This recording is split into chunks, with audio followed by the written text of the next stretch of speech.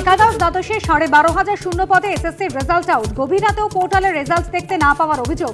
সকালে ওয়েবসাইট খুলছে ক্লিকের অনেকক্ষণ পর। কেন এখনো স্পষ্ট করে জানানো হলো না ইন্টারভিউয়ের জন্য কাদের ডাক? প্রশ্ন আন্দোলনকারীদের। প্রতিশ্রুতির পূর্ণতা পোস্ট শিক্ষামন্ত্রীর। মামলার ভবিষ্যতের ওপরই নির্ভর করবে এসএসসি লিখিত পরীক্ষা। শিক্ষাগত অভিজ্ঞতার জন্য নম্বর সংক্রান্ত মামলায় জানিয়ে দিল হাইকোর্ট, 12ই শুনানি।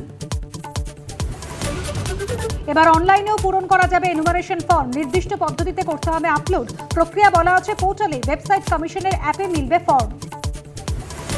আইসিডিএস কেন্দ্রে বসে এনুমারেশন ফর্ম বিলি। দত্তপুকুর 2 নম্বর গ্রাম পঞ্চায়েতের বিএলওর বিরুদ্ধে অভিযোগ। শুরু তরজা। অভিযোগ অস্বীকার বুথ লেভেল অফিসারের।